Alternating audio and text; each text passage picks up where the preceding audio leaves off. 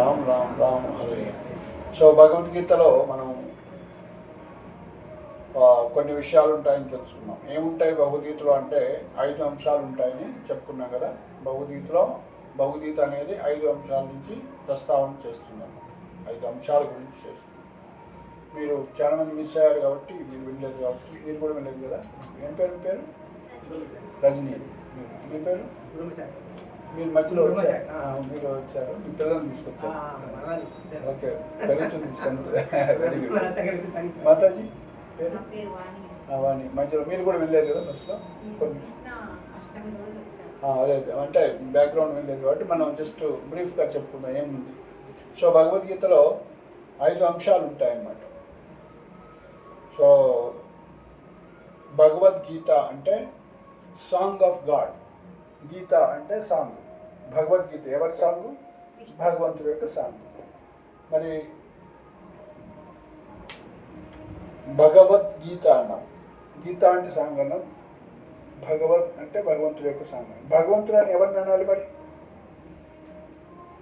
Okay, ధనవంతుడు అని ఎవరిని అంటారు? ఓకే ఓకే, విశ్వాన్ని రక్షించేవాడు భగవంతుడు. ఇంకా సో ఓకే, ధనవంతులని ఎవరిని అంటారు?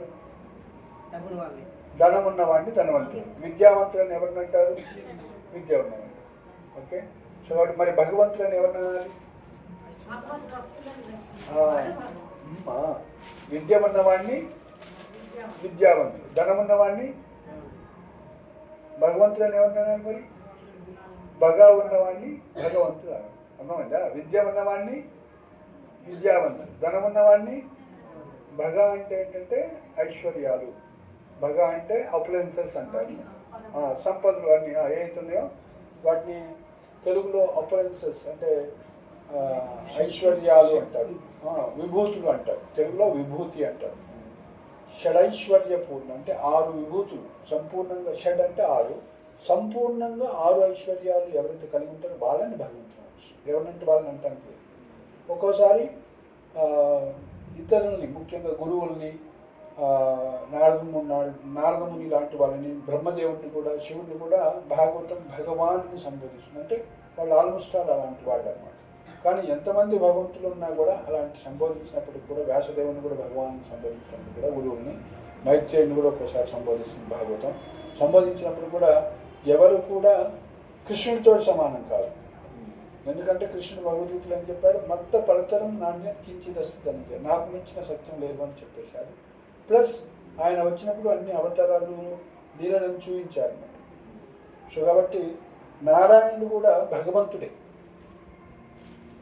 చూడండి స్టేట్మెంట్లో ఎంత రిఫరెన్స్ ఉంటుంది. మీరు నారాయణుడు భగవంతుడు అనుకుంటే అని ఉంటారు, నారాయణ కూడా భగవంతుడు అని నేను చెప్తున్నాను. సో ఆ నారాయణుడు భగవంతుడి యొక్క, శ్రీకృష్ణుడు యొక్క ఎక్స్పాన్షన్, ఆయన యొక్క విస్తరణ అన్నమాట.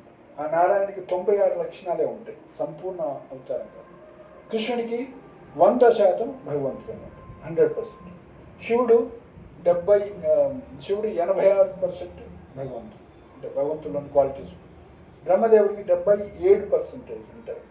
సో బ్రహ్మ నుంచి మొదలు పెడితే మిగతా వాళ్ళందరూ కూడా, బ్రహ్మ కూడా జీవుడే, మనలాంటి వ్యక్తే. బ్రహ్మ అనేది ఒక పోస్ట్, నారద అనేది పోస్ట్, వ్యాస అనేది ఒక పోస్ట్. సో ప్రైమ్ మినిస్టర్ ఇట్లా పోస్ట్ అట్లా ఎవరైనా కావచ్చు. ఏ భారతీయుడైనా ప్రైమ్ మినిస్టర్ కావచ్చు. 18 సంవత్సరాల నుండి లేకపోతే 21 సంవత్సరాల నుండి ఓటు హక్కు ఉన్న వాళ్ళు ఏ భారతీయుడైనా కూడా ప్రయత్నం చేస్తే, సేవ చేస్తే కావచ్చు. అట్లనే ఏ జీవి కూడా భగవంతుడు కాలేడు. ఎవరు శివుళ్ళు కాలేరు, ఎవరు విష్ణువు కానీ కృష్ణుడు కానీ అంటే భగవంతుడు కానీ కాలేడు అన్నమాట. ఎందుకంటే ఆ తత్వం వేరు. శివుడు ఎవరు కాలేరు. శివుడు సాధారణ జీవి కాదు, మనలాంటి జీవి కాదు, జన్మ మృత్యు లేనటువంటి వాడు శివుడు. ఓకే, సో మనం భగవంతుడిలోని అంశము, కానీ భగవంతుడు పవర్ హౌస్ లాంటి వాడు, మూలం అన్నమాట. ఓకే, సో ఆయనకి అందుకే భగవద్గీతలో 4 శ్లోకాలు ఉంటాయి. చతుశ్లోకి భగవద్గీత అంటారు. అందులో చెప్తారు అనమాట, అన్నిటికీ సోర్స్ నేనే అని, అన్ని నా నుంచి వస్తాయి, అన్నిటికీ మూలము నేనే అని చెప్తారు. ఇది తెలుసుకున్న వాళ్ళు నన్ను సంపూర్ణంగా పూజిస్తారు. అహం సర్వస్య ప్రభువో మత్త సర్వం ప్రవర్తితే ఇది మత్వా భజంతేమా బుధ భావ సంహితాం. సో కాబట్టి సో భగవద్గీత అంటే అలాంటి భగవంతుడు, అంటే షడైశ్వర్యాలను కలిగినటువంటి వ్యక్తి, అంటే పూర్తిగా అన్ని కలిగిన వాడు భగవంతుడు. ఏంటయ్యి 6 అంశాలు ఉండాలట. ఐశ్వర్యస్య సముద్రస్య వీర్యస్య యశస్య శ్రియ జ్ఞాన వైరాగ్యస్య షన్నాంబగ ఇది అని చెప్తున్నాను. ఇది భగంగా అంటే షడైశ్వర్యపూర్ణ అంటే ఐశ్వర్యస్య సమగ్రస్య సంపూర్ణమైనటువంటి ఐశ్వర్యం ఉండాలట. ఐశ్వర్యం అంటే ఏంటి? ధనం, సంపద. ఎంత? ఆల్ అపులెన్స్, ఆల్ వెల్త్, అంతా ధనమంతా అయింది.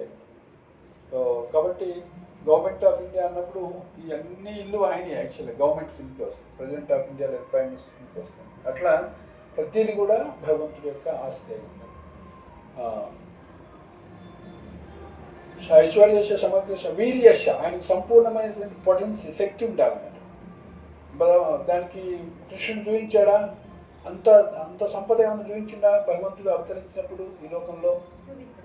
ఏం ఎగ్జాంపుల్ అంటే పుట్టింది అర్ధరాత్రి పుట్టారట. ఆ సంపద వాళ్ళకి ఇచ్చిన తల్లిదండ్రులకు ఇచ్చిన శక్తి వల్లనే ఆయన ఎక్కడో వెళ్ళిపోయాడు. డోర్లను తెరుచుకోవడం. ఐశ్వర్యం అంటే అక్కడికి వెళ్ళిన తర్వాత చిన్న బాబు అప్పుడే రాక్షసులందరినీ చంపటం మొదలు. అది మామూలు విషయం కాదు. ఇక్కడ మనం 6 విషయాలు ప్రత్యేకంగా చూస్తే ఐశ్వర్యం అంటే ఏంటంటే ఒక ఇల్లు, ఒక భార్య, 10 మంది పుత్రులు, ఆయనకి ఒక 10 మంది పుత్రులు, ఒక అంటే అలా ఎన్ని ఇళ్ళు ఉన్నాయి ఆయనకి? 16,108 ఇల్లు ఎవరైనా కడతారా? అది స్వయం ప్రకాశం అయ్యి ఉంటారు అంత. కాబట్టి ఆ డైమండ్స్ తోటి మెచ్చిపోతూ ఉన్నాయి అన్నమాట అది.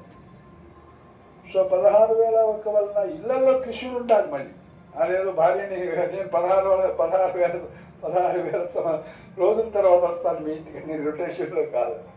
16,000 ఇళ్లలో కృష్ణుడు ప్రతినిత్యం ఉన్నాడు, ప్రతిరోజు ఉన్నాడు. నారదముని విజిట్ చేస్తాడు శ్రీమద్ భాగవతం. ఒక ఇంటికి పోతే పిల్లలతో ఆడుకుంటుంది, ఒక ఇంటికి పోతే యోగా చేస్తుంది, ఒక ఇంటికి పోతే ఇంకొక హౌస్ హోల్డ్ యాక్టివిటీస్ చేస్తుంది, ఏదో కార్యక్రమాలు చేస్తుంది అట్లా. సో కృష్ణుడు 16,100గా ఎక్స్పాండ్ కాగలుగుతాడు, 16,108గా ఎక్స్పాండ్ కాగలుగుతాడు. సో ముఖ్యంగా సంపద అంటే ఏంటంటే అన్ని ఇండ్లు ఎవరు కలిగి ఉండలేరు, సాధారణ వ్యక్తి ఎవరు కలిగి ఉండలేరు. ఓకే. సో ఐశ్వర్య సమగ్ర. సో వీర్యశ అంటే ఆయన యొక్క శక్తి పొటెన్సీ. ఎవరైనా ఈ ఇంటిని లేపుకొని ఉంటారా వారం రోజులు?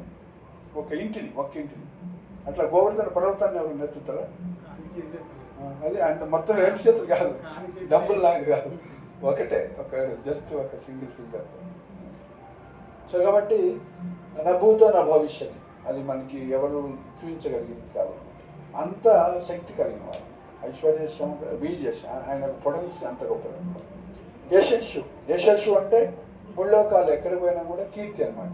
ముల్లోకాలు ఎక్కడ పోయినా నరకాసుడు అని ఆయన 16,100 కన్యల్ని అపహరిస్తే రాజులు దేవతలు అందరూ కూడా, ఇంద్రులు వీళ్ళంతా కూడా వచ్చి ప్రార్థన చేస్తారు, అయ్యా మీరే ఉన్నారు రక్షించండి. సో భగవంతుడి దగ్గర ప్రార్థిస్తే, సో నేను ఇక్కడే ఉన్నాడు కాబట్టి భగవంతుడు కృష్ణుడు అవతారంలో ఉన్నారు కాబట్టి, కృష్ణుడుగా ఉన్నారు కాబట్టి, సో సత్యభామ సమేతంగా వెళ్ళి వాళ్ళందరినీ నరకాసుని వధించి, సో వధించిన తర్వాత వస్తూ మళ్ళీ పారిజాత ట్రీ తీసుకొని వస్తుంది. అయితే చూడండి, ఆ ఇంద్రుడే ఆయన ఆహ్వానించాడు. సో స్వర్గానికి భగవంతుడు అని తెలుసు, ఎంత శక్తివంతుడు అని తెలుసు, మళ్ళీ కానీ ఒక పారిజాత ట్రీ తీసుకోవడానికి అనుమతి ఇవ్వలేదు. ఇదేంటనుకుంటున్నావు, ఇది స్వర్గంలోనే ఉండాలి. సో అప్పుడు మళ్ళీ ఇంద్రుడితో యుద్ధం చేసి డిఫీట్ చేస్తాడు. సో కాబట్టి మనం భక్తులైనా కూడా సంపూర్ణ శరణాగతి కానప్పుడు చూడండి, అహంకారం పట్టుకుంటున్నాం. ఇది నాది అహమ్మమేది. మాయ అంత పవర్ఫుల్, దాని అజ్ఞానావృత్తి అంటారు, చెప్పుకున్నాను ఫస్ట్. సో కాబట్టి ఐశ్వర్యస్య సమగ్రస్య వీర్యస్య. మూడోది యశస్సు, కీర్తి. అంటే ముల్లోకాల్లో అన్ని చోట్ల ఆయన అర్జునుడే స్వయంగా ఇంద్రుడి లోకానికి వెళ్ళి ఇంద్రుడితో సమానంగా కూర్చోవాడు, పాశుపత ఆస్త్రం పొందాడు. అట్లా అదేవిధంగా నారదాది, అదేవిధంగా దేవతలంతా కూడా భూలోకంకు వస్తుండేవాడు అప్పట్లో. అట్లే అర్జునుడు లాంటి గొప్ప వాళ్ళందరూ కూడా స్వర్గానికి కూడా వెళ్తుండేవాడు. సో అలా ఉండేది. సో కాబట్టి కృష్ణుడు ముల్లోకాల్లో అన్ని చోట్ల కీర్తి పొందినవాడు అనమాట, అన్ని చోట్ల తెలుసు. సో ఐశ్వర్యస్య సమగ్రస్య వీర్యస్య యశస్య శ్రియ. శ్రీ అంటే బ్యూటీ. ఎంత బ్యూటిఫుల్గా ఉంటారు అంటే, సో పాల సముద్రం ఏంటది, సముద్ర మథనం జరిగినప్పుడు ఎవరు వస్తారు? ఆవు వస్తుంది, గోమాత వస్తుంది, తర్వాత లక్ష్మీదేవి కూడా వస్తుంది. లక్ష్మీదేవి ఒక వరమాల పట్టుకొని పోతా ఉంటుంది అందరి దగ్గర. సో రాక్షసు ఉందా, నా దగ్గర వస్తుంది అందరూ ఎవరి దగ్గరికి వెళ్ళదు. చివరికి ఎవరు వెళ్ళేస్తుంది? విష్ణు వెళ్ళేది.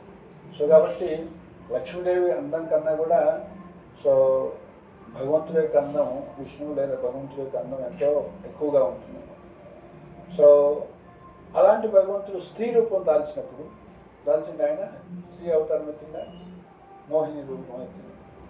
సో ఆ మోహిని రూపం భగవంతుడి కన్నా ఇంకా అందంగా ఉంటుంది. అంటే లక్ష్మీదేవి కన్నా కూడా అందంగా ఉంది, భగవంతుడి కన్నా కూడా అందంగా ఉంది. సో అలాంటి మోహిని రూపము చూసినట్లయితే కృష్ణుడి అందం ముందు అది తుచ్చంగా ఉంటుంది. కృష్ణుడి అందం ముందు ఏమనిపించదు అన్నమాట.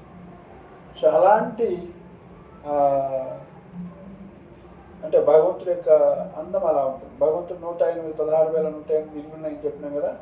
సో అక్కడ ద్వారకలో ఆ పిల్లలన్నీ కూడా స్వయం ప్రకాశమైన ఎంతో తలతల మెరిసిపోతూ ఉంటాయి. ఒకసారి బయటకు వచ్చినప్పుడు ఎవరి అబ్బాయి అని ఆయన ఆశ్చర్యపోతారు. అందులో ఉన్నటువంటి ఎవరి బ్యూటిఫుల్ బాయ్ అనేసి ఆయన యొక్క అందాన్ని చూసి మర్చిపోతున్నాడు.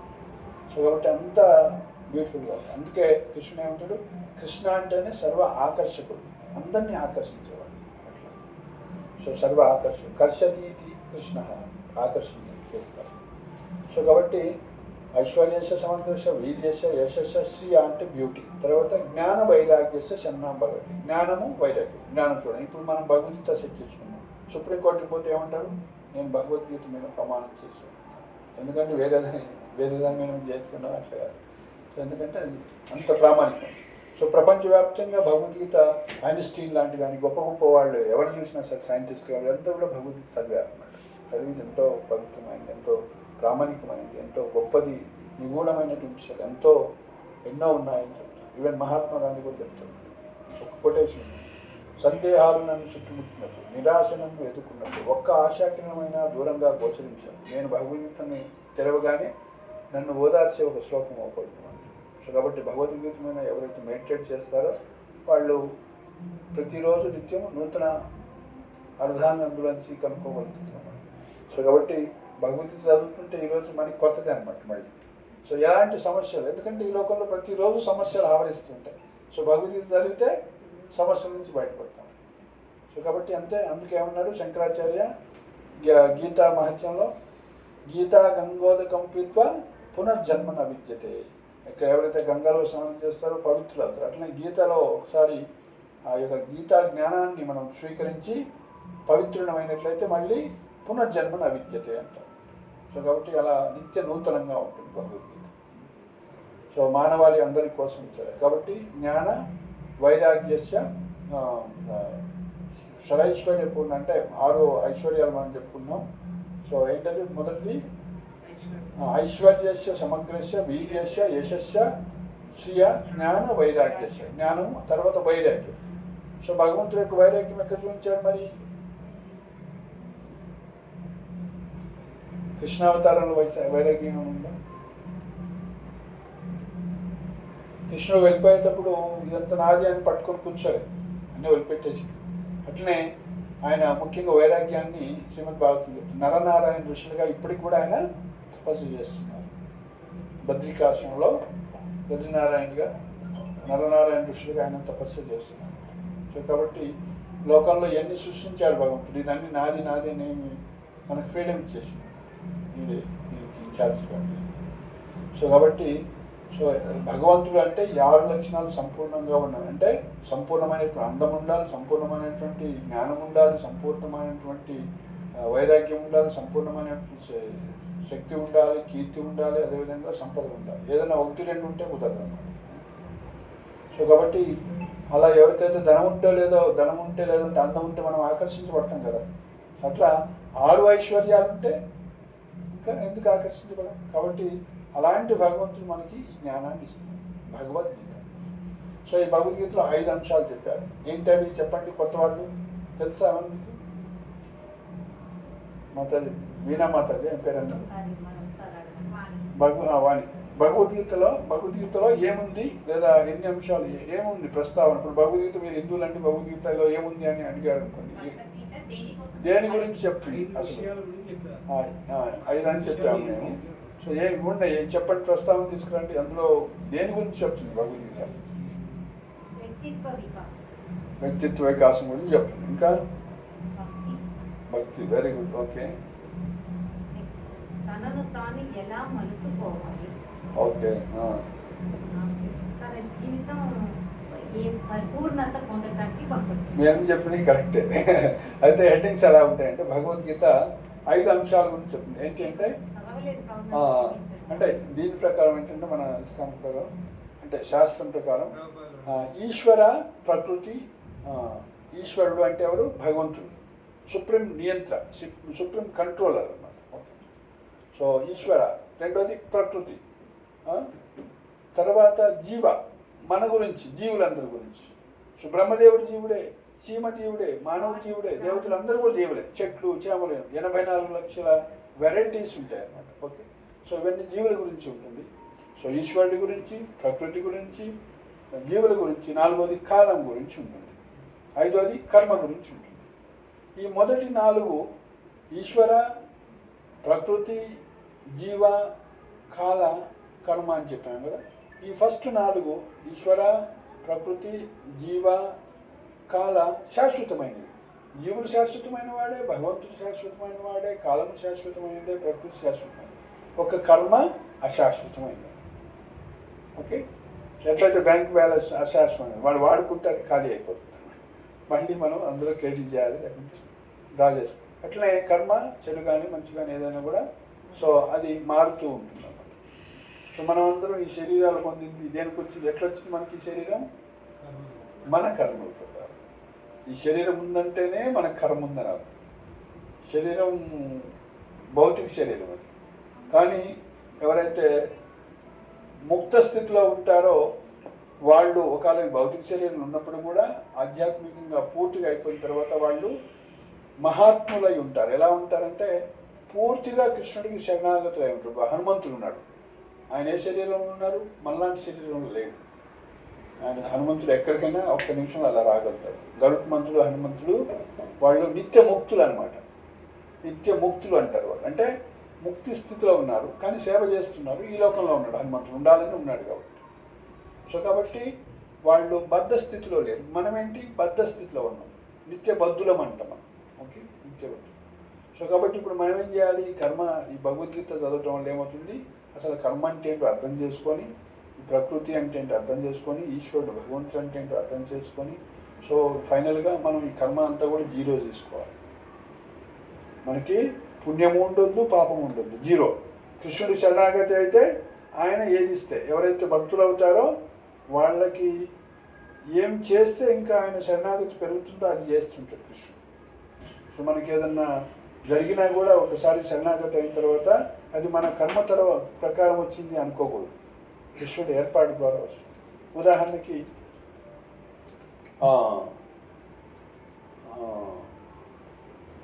కంచర్ల గోపన్న, రామదాస్, ఆయన శరణాగతి అయింది కదా, మంచి భక్తుడు అన్నమాట, ఉన్నత భక్తుడు భావం. సో మరి ఆయన 12 సంవత్సరాలు జైల్లో పెట్టారు. భక్తులయ్యాడు, మంచి టెంపుల్ కట్టించింది. సో దాని గురించి ప్రభుపాదులు వారు 70 సంవత్సరాల కింద ఆర్టికల్ రాశారు. అర్థమైందా? శిల ప్రభుపాదు. అందులో ప్రభుపాదులు రాస్తున్నారు, మరి కంచెర్ల గోపన్నకు జరిగినటువంటి ఇది ఏదైతుందో అది తన కర్మ ప్రకారం జరిగింది కాదు అంటున్నారు ప్రభుపాదులు. ప్రభుపాదులు వారు భద్రాచలం గురించి 70 సంవత్సరాల కింద ఆర్టికల్ రాశారు. ప్రభుపాద సన్యాసం కూడా తీసుకు అభయ్ బాబు రాశారు. ఆయన సజ్జన తోషిని అన్న దాంట్లో ప్రింట్ చేశారు, మేము ఫైండ్ అవుట్ చేశాము. Ethical problems on Gopanna's devotion, Abhay Charan Bhakti Vedanta, by Abhay Charan Bhaktivedanta. An interesting story under the heading of Bhadradi Ramadas has appeared in the Hindustan Times. Extract from the above story as follows will be read with interest by persons engaged in the transcendent loving service of God. There is a temple on the hill dedicated to Rama, Lakshmana and Sita. The images lay concealed in the earth for ages. In course of time, a lady called Dhammaka, who was a devotee of Rama, had a dream in which she was told the exact whereabouts of the images and was asked to unearth the, అంటే ఎక్కడ అవసరం అంతలో తెలుగులో చెప్తారు, general చదువుకొని పోతాను otherwise, and install them on the offer and offer worship till such a time As a great Rama Bhakta would appear on the scene and bestow his attention, Dammakka carried out the behest. ఏం చెప్పారంటే దమ్మక్క కళ్ళలో వచ్చేసి నా ఒక మంచి భక్తుడు వస్తే అప్పటి వరకు నువ్వు నన్ను పూజిస్తూ ఉండు, తీసి ఇట్లా నేను పుట్టలో ఉన్నానని చెప్తాను. Bhadrachalam, which was a Jagir under the Mughal rule, became subject to Golconda Nawabs about the middle of the 17th century. One of the Golconda rulers was a man called Abdullah, who had two ministers called Akkanna and Madanna. Their sister's son was called Gopanna, who from the time to time of his infancy was lost in the worship of Sri Rama and the reputation of his name. In course of time, and of course due to the court influence of his uncles, he was appointed the Tahsildar of Bhadrachalam. ఆయన ఆ విధంగా తహసీల్దార్కి చెప్పారు. వాళ్ళ మామలు అక్కన్న మాద అని చెప్తున్నారు. 17వ సెంచరీలో ఇదంతా గోల్కొండ నవాబుల కింద ఉందని చెప్పారు. It is this Gopanna who subsequently became known as Ramadas of Bhadrachalam. The lesson to be drawn from the history of his life is a bit complicated. ఏంటంటే అసలు heading ethical problems and Gopanna's devotion అని చెప్తూ we have something like a riddle in ethical properties and the standard of public virtues. In short, the story is this. Gopanna was prepared to do anything for his god. He wanted to renovate the temple in Bhadrachalam, the permanent images, propitiate images with costly and dazzling jewels of precious stones, perform festivals, galore and feed the public without distinction of caste and creed to their heart's content on every holy occasion. So ఆ విధంగా ఉత్సవాలు చేయాలని అనుకొని ఆయన పెద్ద temple కట్టాలని అనుకున్నాడు. He utilized the revenue of the Tahsil for these purposes, and though the temple became prosperous and beautiful, the Nawab's treasury fell short of 6 lakhs of varahas or gold muhurs. 6 లక్షల వరాహాలు తగ్గినాయని చెప్తున్నారు. So when accounts were taken, Gopanna was brought to Golconda as a prisoner and incarcerated, imprisoned. He was subjected to every kind of torture. Gopanna did not mind the torment's influence on him, as sometimes they did not affect him very much. Nearly 12 years passed in this manner before actual orders were issued by Nawab for his decapitation. మళ్ళీ వదిలిపెట్టేవారు. So ఆ విధంగా 12 సంవత్సరాలు. The Tanisha was sleeping with pain in the harem, and he had a dream.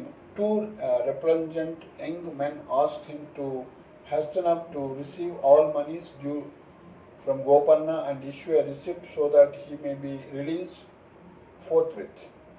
So Tanisha దగ్గరికి కల్లోకి వచ్చేసి ఇద్దరు మంచి తేజస్సు ఉన్నటువంటి పురుషులు చెప్పారన్నమాట, మీరు డబ్బులు తీసుకొని మాకు రిసీట్ ఇవ్వండి, మనం గోపన్నని వదిలిపెట్టాలి, అందులో భాగంగా అంటారు. Then Tanisha was dazed at the sight, and when asked for the money, the 2 people poured the amount in front of him on the floor. He asked them who they were, and they said that they belonged to the Surya Vamsha or solar race and were known as Ramoji and Lakshmanji, friends and adherents of Ramadas. So కాబట్టి రామదాస్ యొక్క మేము స్నేహితులము లేదా ఆయన ఫాలోవర్స్ని మేము సూర్యవంశస్థులమని చెప్తారు, Ramoji లక్ష్మణజీ. The Tanisha could not restrain his surprise. He went to the prison house himself, accompanied by the young man, acknowledged the receipt of the monies and directed Gopanna's immediate release.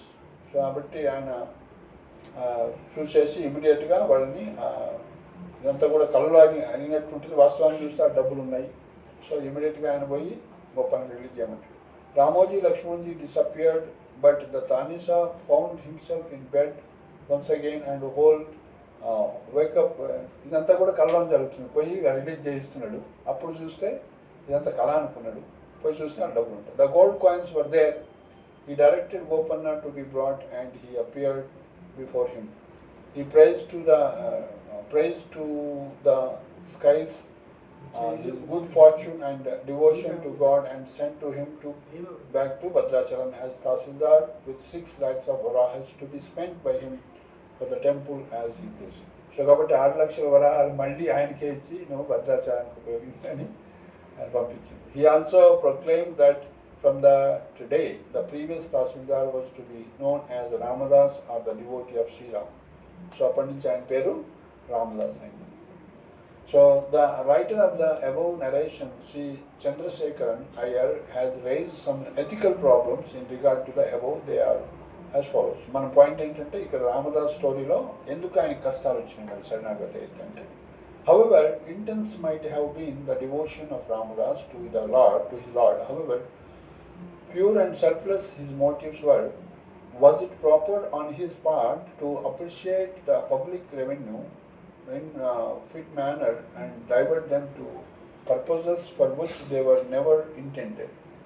It is not as though Ramadas was not warned about the impropriety. Some of his friends, according to the story, appear to have done so, but he did not pay any heed.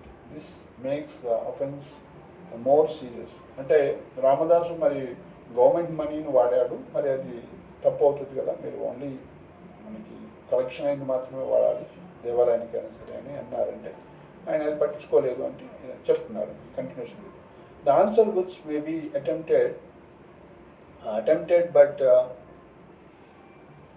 which is unconvincing is that it is the duty of the king to take care, maintain, protect and renovate temples and tanks and object the public utility within the limits of his state. It is up to the Tanisha to have done this himself, and therefore there was nothing wrong in a representative like Ramadas having undertaken on his shoulders this duty, in the performance of which the royal patron was silent. కాబట్టి తన రాజ్యంలో తన అధికారంలో ఉన్నటువంటి బావుల్ని కానీ చెరువులను కానీ లేకుంటే పబ్లిక్ ప్రాపర్టీస్ని కానీ వాటిని అన్నిటి కూడా అభివృద్ధి చేయాల్సిన బాధ్యత ఆయన యొక్క పర్మిషన్లో ఉన్నట్లయితే ఆయన చేయొచ్చు, ఏ టెంపుల్ అయినా ఆయన డెవలప్ చేయొచ్చు. But it was it not the duty of Ramadas to ask the king's permission for the diversion of the funds? మరి అట్లాంటప్పుడు చేస్తున్నప్పుడు రాజ్యంలో ప్రతినిధి ఆయనకన్నా సీనియర్ ఎవరు ఉంటున్నారు, రాజు ఎవరు ఉంటున్నారు, ఆయన పర్మిషన్ తీసుకోవాల్సిన బాధ్యత ఉందా అని అడుగుతున్నారు. Why was Ramadas subjected to so much sufferings and misery? The answer given in the story is that in previous birth he had taken hold of a parrot and caged it, and that it was an act of cruelty for which he had to pay his retribution in subsequent birth by undergoing imprisonment. ఇదన్నమాట అసలైన point ఏంటంటే, మరి దానికి answer ఏంటంటే ఆయన previous జన్మలో 12 సంవత్సరాలు ఒక పక్షిని బంధించి పెట్టాడు. సో అది రియాక్షన్ అవుతుంది అనమాట. ఇప్పుడు మన పాయింట్ ఏంటంటే, ఒకసారి శరణాగతి అయితే మనకి ఏమైనా రియాక్షన్ ఉంటుందా లేదా, ఇది ప్రభుపాద ఎట్లా ప్రజెంట్ చేస్తుంది, ఇది ఫస్ట్ బేసిక్ థింగ్. ముందుకు it is it necessary however to go in a to a previous birth at all, అసలు దాని గురించి ఆలోచించాలని చెప్తూ, good or even deeds done intensively and in large scale bear fruit immediately and the results are not delayed till future births. Such colossal appropriation of state revenue for other purposes, however legitimate, it was not self-sufficient to entail such punishment. 5 questions about the absence men's do not raise in such manners. Judging by the standard of public duty, the conduct of Ramadas was not justified, but in the supermundane fields where faith and institutional God's mercy and justice have their place, our poor judgment are more often likely to be more wrong than right. So కాబట్టి ఇట్లా మనం భాషా దృష్టితోటి ఇట్లాంటి కార్యక్రమాలను మనము judge చేయకూడదని చెప్తున్నాం అన్నమాట. It may be asked why all these questions of conduct and moral proprieties should be raised when the Tanisha himself was not only satisfied with what had happened but praised Gopanna for what he had done. This is no doubt one aspect. It is a consoling thought, but it is by no means an argument in defense of Gopanna. Whatever one's judgment may be, there is no doubt that Gopanna as Bhakta Ramadas is adorned by thousands as a prince among devotees. ఈ యొక్క sentence, ఇది ఒక paragraph important. It may be asked why all these questions of conduct and moral propriety should be raised, when the Tanisa himself was not only satisfied with what had happened, but praised Gopanna for what he had done. ఫైనల్గా ఏంటంటే ఇవన్నీ ఇప్పుడు మనం discuss చేయాల్సిన అవసరం లేదు. స్వయంగా తానీసా ఎవరైతున్నారో ఆయన కింగే అప్రిషియేట్ చేసిన, అయ్యో నువ్వు సాధారణ వ్యక్తివి కాదు, నువ్వు భగవంతుడు ప్రతినిధివి అని చెప్పేసి ఆ యొక్క 6 లక్షల వరాహాలు మళ్ళీ ఆయనకి ఇచ్చి నువ్వు దేవుడికి పెట్టుకోని చేసినాడు. సో కాబట్టి అలాంటప్పుడు మనం ఇవన్నీ చర్చించాల్సిన ఆవశ్యకత ఉన్నది. This is no doubt one aspect. So it is a consoling thought, but it is by no means an argument in defence of Gopanna. గోపన్నకే క్రెడిట్ అయింది. Whatever one's judgment may be, there is no doubt that Gopanna as Bhakta Ramadas is adorned by thousands as prince among devotees. ఆ విధంగా భక్తుల్లో ఆయన ఒక రాజుగా, ఒక గొప్పవాడు కీర్తించబడ్డాడు. కంటిన్యూస్ ఇక్కడ నుంచి Prabhupada comment. In the above statement of the story of Gopanna, many intricate questions have been raised, and we shall try to answer them one by one in accordance with the verdict of the scriptures. No amount of imaginative judgment will help us unless we refer the matter in terms of Shastras. We first of all deal with the points of what is the real position of a devotee of God in this mundane world. So, ఈ భౌతిక ప్రపంచంలో అసలు భక్తుల యొక్క స్థానం ఎలా ఉంటుందని. A devotee's position is not relative because he is fixed up in the service of the Absolute. He does not live in the relative world by all his activities, although apparently he seems to remain among us. వాస్తవానికి చూసినట్లయితే ఈ యొక్క తాత్కాలిక ప్రపంచంలో భక్తులు ఉండట్లేదు. చూడటానికి బహిరంగంగా చూస్తే ఆయన ఏనే ఉన్నాడు, కానీ చేసేటువంటిదంతా కూడా అకౌంట్స్ సేవలన్నీ కూడా ఎక్కడ క్రెడిట్ అవుతున్నాయి, అదంతా వైకుంఠంలో, గోలోకంలో, భగవద్ధామంలో అవుతుంది. సో భగవంతుడి సేవ అంటే అది భగవద్ధామం. So being situated in the absolute, a devotee is not to be conditioned by the laws of the physical world. So ఉదాహరణకి ఎట్లయితే ప్రెసిడెంట్ ఆఫ్ ఇండియా వస్తే రెడ్ లైట్ పడదో, రెడ్ లైట్ ఉన్నా కూడా వెళ్ళిపోతారు కదా, అంటే ఈ లోకంలో ఉన్నటువంటి రూల్స్కి అది బియాండ్ అనమాట. అంటే ఈ స్టేట్లో అట్లనే ఏ విధంగా అయితే ఇది అప్లై కాదు ఆయనకి, అట్లనే భక్తుడికి ఎవరికి కూడా, వైష్ణవుడికి ఎవరికి కూడా ఈ లోకంలో ఉన్న రూల్స్ అని కూడా అప్లై కావాలని చూద్దాము. ఇహాయష్ ఇక్కడి నుంచి ప్రభుపాద రాసినాడు. ఇహాయస్య హరేర్దాస్య కర్మణ మనసా గిరా నిఖిలస్య ఆప్య అవస్థాసు జీవన్ ముక్త సముచ్యతే. A person who is in all respects and is in all conditions of life engage 100% in the service of the Lord is to be considered a liberated soul. ఎవరైతే 100% భక్తియుక్త సేవలో నిమగ్నమై ఉంటారో వాళ్ళని ముక్తాత్మ అంటారు. A liberated soul cannot be judged by another conditioned soul. అలాంటి వ్యక్తిని ఒక బద్ధజీవి తీర్మానించకూడదు, జడ్జ్ చేయకూడదు.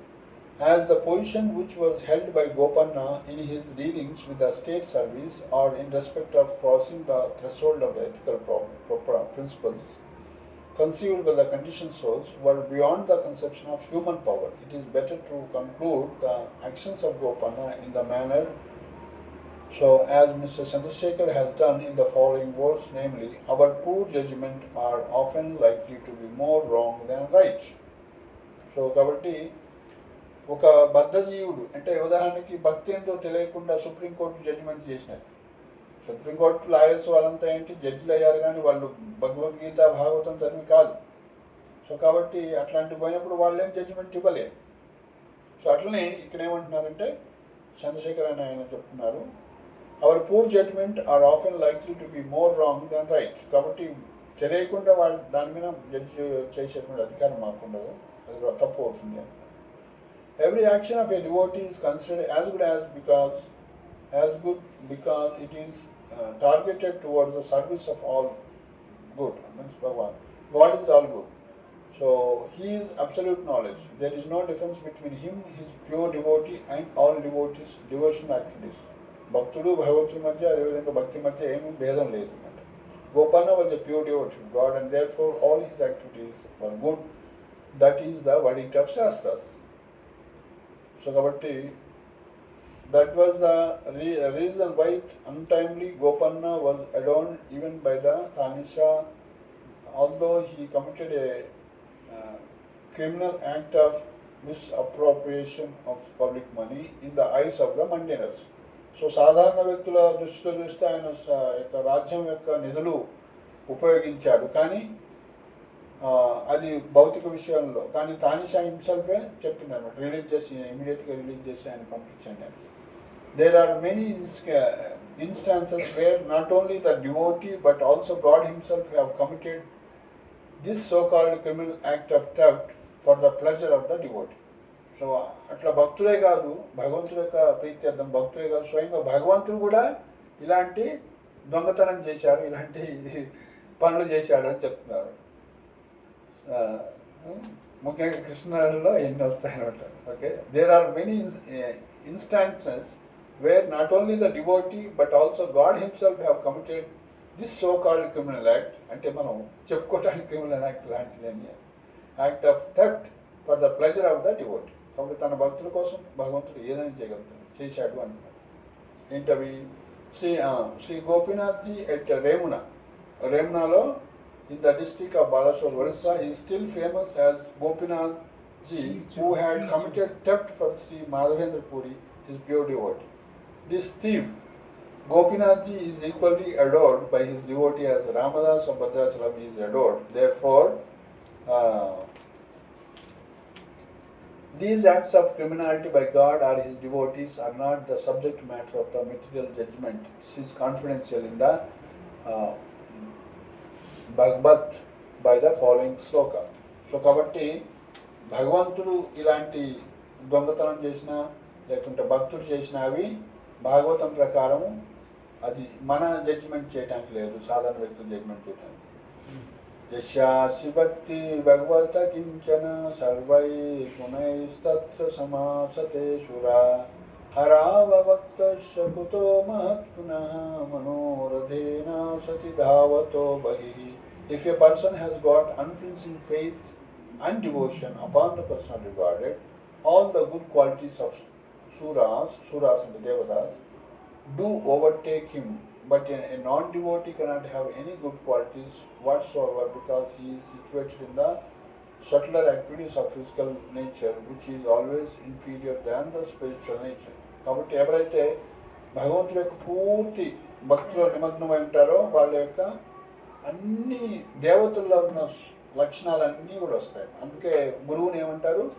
అందరి దేవతల యొక్క ప్రతినిధి అంటారు. కాబట్టి గురువును పూజిస్తున్నంటే ఇంకా ఏ దేవతను కూడా పూజించాల్సిన అవసరం ఉంది. అంటే గురువు అంటే భగవంతుడి యొక్క ప్రతినిధి, దేవతలు కూడా భగవంతుడి యొక్క ప్రతినిధులు ఒక్కొక్క ఆస్పెక్ట్లో.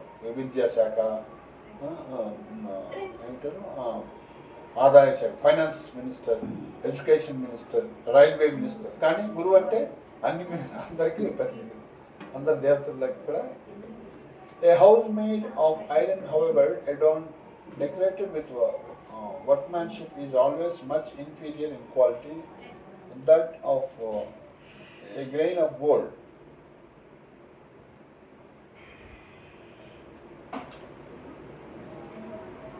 సో ఇక్కడ ఏం చెప్తుందంటే, ఒక ఇనుప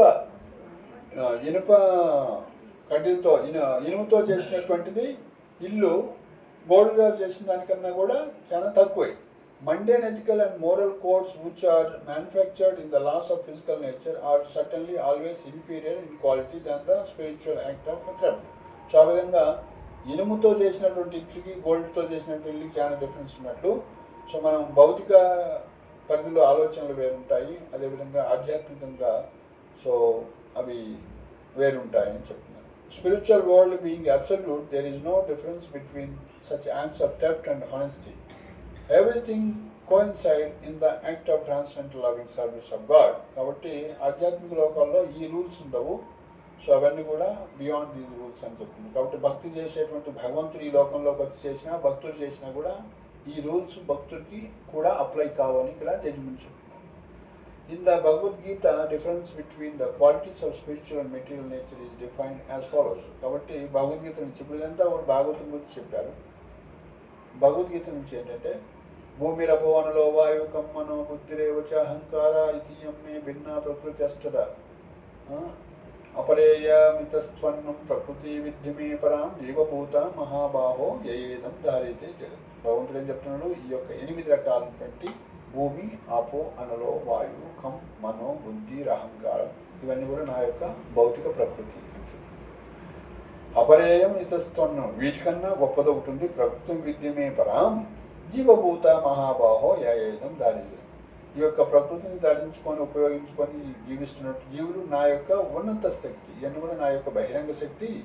8 రకాల నుండి కలిసినటువంటి ఇవన్నీ కూడా నా బహిరంగ శక్తి. దానికన్నా కూడా ఉన్నతమైంది జీవులు నా యొక్క తటస్థ శక్తి, నా యొక్క ఇంకొక శక్తి. వాళ్ళు వీటిని ఉపయోగించుకొని ఈ లోకంలో జీవిస్తూ ఉంటారు. వాళ్ళు నాకన్నా ఇంకా ఉన్నత శక్తి అని చెప్తున్నారు.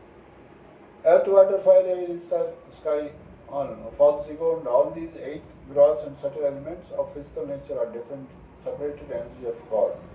All of them are insistent matters and therefore inferior in quality than the other spiritual nature of which living entity is an infinitesimal fragment. Being superior in nature, the living entity, although small particle, can partially lord it over the inferior material nature. So కాబట్టి ఈ యొక్క జీవులు ఉన్నత స్థితిలో ఉన్న వాళ్ళని చెప్తున్నారు. Such being the difference between the above two natures, superior action of the spiritual nature cannot be judged from the level of physical nature. God is all spirit and the living entities are all of spiritual nature. So కాబట్టి ఏ విధంగా ఈ భూమి, నీరు, ఆకాశం, వాయువు ఇవన్నీ కూడా భౌతిక పదార్థాలు. సో కాబట్టి ఈ ఆత్మ లేదా భక్తుడు లేదా ఆత్మ ఇది ఉన్నత ప్రకృతి అన్నమాట. సో కాబట్టి వీటికి పోలికే లేదు. వాటిని జీవుడు ఉపయోగించుకుంటాడు కానీ సో అని చెప్తున్నారు. అట్లనే భగవంతుడు అదేవిధంగా భక్తులు. So being superior in nature, the living entity although small particle can partially practically lord it over the inferior material natures. ఆటోమేటిక్గా వాటిని ఏ విధంగా చేస్తున్నారు. Such being the difference between the about two nature, superior action of the spiritual nature can be judged from the level of spiritual nature. God is all spirit and living entities are all the spiritual nature. Both of them are equally related in the spiritual plane as the eternal survivor and servant. Impersonal mourners are unable to realize the significance of this eternal spiritual nature. Reciprocal activities of God and devotees are all spiritual. The physical nature is controlled by the spiritual nature and not the vice versa, and as such the loss of physical nature stops to act when spiritual nature begins to work. So ఆ విధంగా ఆత్మతత్వం అనేది గొప్పదని చెప్తున్నారు. త్రిభిర్గుణమయీ భావై సర్వమిదం జగత్ మోహితం నాభిజానాతి మామే వ్యాపరమవ్యయం దైవీ హేషా గుణమయీ మమ మాయా దురత్యయ మామేవ యే ప్రపంచంతే మాయామేతాం తరంతి తే. Everyone is illusioned by the captivating energy of physical nature, and thus nobody is able to know how the spiritual nature works. It is very difficult to surmount the loss of physical nature undoubtedly, but one who puts himself in the actions of spiritual nature, the physical nature stops to react upon him. Gopanna was self-surrendered soul and thus he was above the loss of physical world. ఏమంటున్నారు, ఇది point అన్నమాట. ఏంటి, everyone is illusioned by the captivating energy of the physical nature and thus nobody is able to know how the spiritual nature works. త్రిభిర్ గుణమయీర్ భావై సర్వమిదం జగత్. ఈ 3 గుణాలతోటి జగత్ అంతా కూడా ఆవరించబడి ఉంది అని చెప్తున్నారు. మోహితం నాభిజానాతి మామేభ్య పరమవ్యయం. ఈ వాళ్ళు త్రిగుణాలతో ఆవరించబడి నేను ఎలా వాళ్ళని కంట్రోల్ చేస్తున్నా వాళ్ళు అసలు తెలుసుకోలేకపోతున్నారు అన్నమాట. మోహితం నాభిజానాతి మామేభ్య పరం అవ్యయం అన్నారు. నన్ను తెలుసుకోలేకపోతున్నారు, గుణాల వల్ల అసలు వాళ్ళని తెలుసుకోలేకపోతున్నారు. దైవీ హేషా గుణమయి మమ మాయా దురత్యయ మామేవ ఏ ప్రపంచంతే మాయాం. కాబట్టి నా ఈ 3 గుణాలతో కూడుకున్నటువంటి నా మాయని ఎవరు దాటి సఖ్యం కానటువంటి మాయ. కానీ మామేవయే ప్రపద్యంతే మాయామేత అంటారు. నాకు ఎవరైతే శరణాగతి అవుతారో వాళ్ళు ఈజీగా దాటగలుగుతారు అని చెప్తున్నారు. సో కాబట్టి ఇలాంటి సిచ్యువేషన్లో it is very difficult to surmount the laws of physical nature undoubtedly. దాన్ని దాటడం చాలా కష్టము అని చెప్తూ, but one who puts himself in the actions of spiritual natures. So కాబట్టి ఎవరైతే సరెండర్ అవుతారో భగవంతుడికి, the physical nature stops to react upon him. ఎప్పుడైతే భగవంతుడు శరణాగవుతావో త్రిగుణాలు నీ మీద పనిచేయవు, త్రిగుణాలు పనిచేయమని చెప్తున్నారు. Gopanna was self surrendered soul and thus he was above the laws of the physical world. ఎప్పుడైతే నువ్వు భగవంతుడికి అంటే శరణాగతి అవుతావో ఈ లోకంలో ఉన్న ఏ రూలు నీకు అప్లై కాదు అని చెప్తున్నారు. త్రిగుణాలు ఏవి కూడా అప్లై కావు. ఆ విధంగా గోపన్నని ఎలా బయటికి తీసుకొస్తుంది ప్రొఫైల్.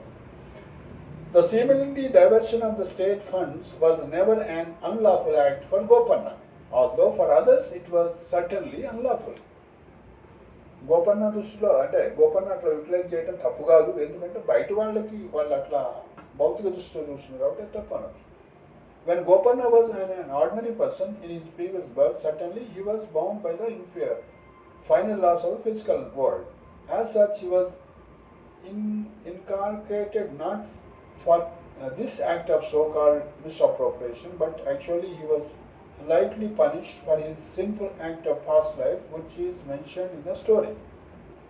అయితే ఇన్ని డబ్బులు మిస్యూజ్ చేసినందుకు జైల్లో పెట్టలేదు, కానీ ప్రీవియస్ కర్మ పట్టుకొస్తున్నారు. చూద్దాం అందులో ఎట్లా కూడా అది కూడా ఎక్స్ప్లెయిన్ చేస్తారు. Ordinary persons who are not in the service of God may take note of this as how much sufferings are awaiting them in their future births for all their known and unknown sinful actions. Ordinary persons may not are not in the service of God may take note of this as to how much sufferings are awaiting them in their future births or all their known and unknown sinful actions. When an action is performed, the seed is sown, and in due course the actions will mature to result in accordance with the laws of karma. Nobody is free from the stringent laws of karma as it is stated in the Brahma Samhita.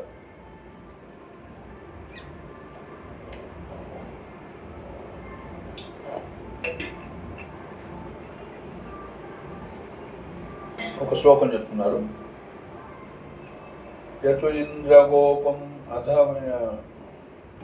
అధవేంద్రం అహో స్వకర్మ బంధానురూప ఫలభాజనమాతనోతి కర్మాణి నిర్దహతి కింతు చ భక్తి భాజాం గోవిందమాది పురుషం తమహం భజామి.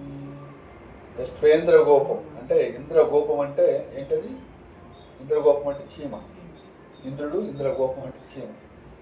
యస్త్వేంద్రగోపం అధవేంద్ర అతో స్వకర్మ బంధానురూపం ఫలభాజనమాతనోతి కర్మాణి నిర్దహతి కింతు చ భక్తి భాజం గోవిందమాది పురుషం. Beginning from the great King Indra of heaven down to the ant of the name Indragopa, all are bound up the laws of physical nature and are subjected to the reactions of one's own actions. But Govinda, the personality God, relieves his devotees from the actions of the laws of karma. The actions of a devotee do not accrue future reactions. Gopanna was not therefore punished for his so-called action of misappropriation, but he was slightly punished for his past actions, and that too in order to raise him to the estimation of all other men. So కాబట్టి ఆయన ఈ యొక్క 6 లక్షల వరాహాలు misuse చేసినందుకని కాదు అని చెప్తున్నారు. So అది కూడా మరి ఇంకా డీప్గా న జాయతే మ్రియతే వా కదాచిన్నాయం భూత్వా భవితా వా న భూయః అజో నిత్యం శాశ్వతోయం పురాణో న హన్యతే హన్యమానే శరీరే వాసాంసి జీర్ణాని యదా విహాయ నవాని గృహ్ణాతి నరోపరాణి తదా శరీరాని విహాయ జీర్ణాన్యాని సంయాతి నవాని దేహి. As a living being is eternal, he changes his body as a man changes his shirts and coats. His gross body made of earth, fire, air, ether, sky constitute to form his outward coat, and his mind, intelligence, and false ego constitute internal body like that of shirt. He changes his gross body when he is said to have died, but the subtle body, which is compared with the shirt, is carried with him in order to avail his suitable gross body in womb of 84 lakh species of life according to the state of mind at the time of his death. The seed of action is sure. ఏం చెప్తున్నారంటే మనకి రెండు రకాల shirt coat ఉంటుంది కదా, coat వేసుకుంటారు కదా.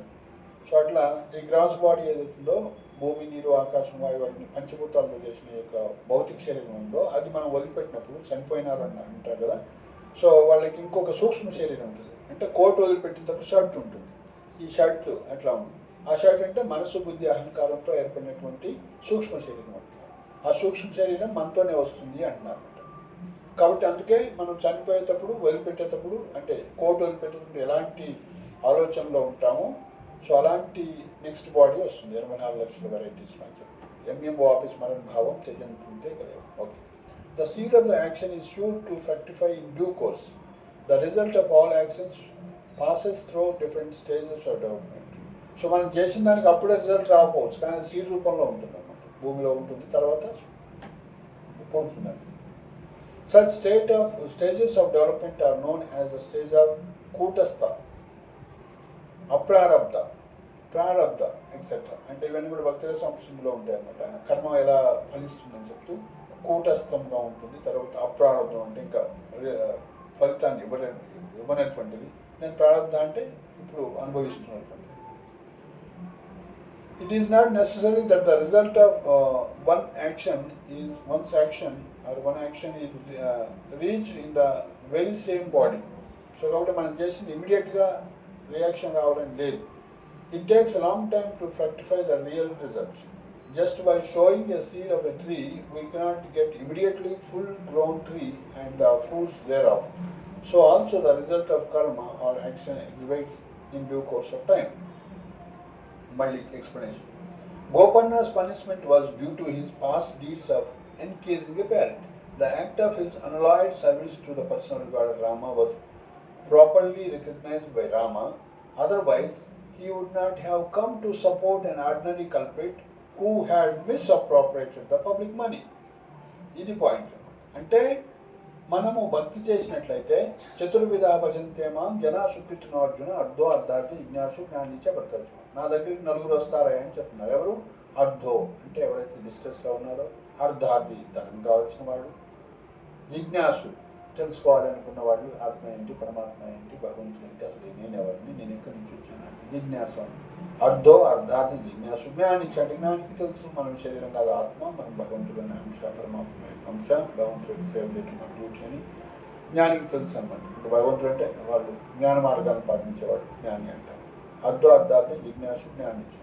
So ఆ విధంగా ఆయనకి కొంత జ్ఞానం ఉంటుంది, ఆత్మాతత్వం ఇవన్నీ కూడా ఉంటాయి. సో కాబట్టి ఎవరైతే ఈ విధంగా ఈ 4 రకాల వ్యక్తులు భగవంతుడి దగ్గరికి వచ్చి సేవ చేసినట్లయితే ఏమంటున్నారు, సో వాళ్ళు భగవంతుడు వాళ్ళకి వచ్చేటువంటి రియాక్షను ఆ యొక్క కర్మ అనేది యమధర్మరాజు లేకుంటే ఈ దేశాన్ని, ఈ లోకాన్ని పరిపాలించి బ్రహ్మాండం లాస్ ఆఫ్ నేచర్ కింద ఉండమన్నమాట. స్వయంగా ఏం చూస్తాడు? భగవంతుడే చూస్తాడు. వాళ్ళకి పనిష్మెంట్ ఇవ్వాలా లేకుంటే వాళ్ళని ఇంకా ఏం చేయాలి. సో కాబట్టి ఎవరైతే ఈ విధంగా దాన్ని ఏమంటారంటే ప్రధాన భూత భక్తి అంటారు. ఈ 4 రకాల వ్యక్తులు శుద్ధ భక్తులు కాదు. ఎవరైతే కష్టాల్లో వస్తారో దేవుడి దగ్గరికి, డబ్బు కావాలని ఏదైనా కోరికలతో వస్తారో, లేకుంటే అర్ధ జిజ్ఞాసు ఇట్లా తెలుసుకోవాలని వస్తారో, లేదంటే జ్ఞాని నేను ఆత్మ నేను సేవ చేయాలని అట్లా కూడా తెలుసుకుంటానికి వస్తారో వాళ్ళు కూడా సో సంపూర్ణమైనటువంటి శుద్ధ భక్తులు కాదు. శుద్ధ భక్తులు ఎవరు? భగవంతుడు సంపూర్ణంగా తెలుసుకొని నేను ఆయన దాసుని, హనుమంతుడు లాంటి వాడు. ఎవరవయ్యా నువ్వు అని హనుమంతుడిని అడిగితే ఏం చెప్తాడు? ఎవరు? రావణాసురుడితో ఎవరు నువ్వు అన్నాడు. ఏమని చెప్తాడు? రామదాసుని, శ్రీకృష్ణుడు రాముడి యొక్క దాసుని, నేను డైరెక్ట్ ఆన్సర్. ఆయన యొక్క సేవకుడిని. సో కాబట్టి మన యొక్క స్వరూపం ఏంటి? జీవైన స్వరూపం నిత్య కృష్ణదాసు, భగవంతుడి యొక్క దాసుడు మనం. ఆ దాసం ఐదు రకాల్లో ఉంటుంది, 5 రకాలైనటువంటి భావంలో ఉంటుంది అనమాట.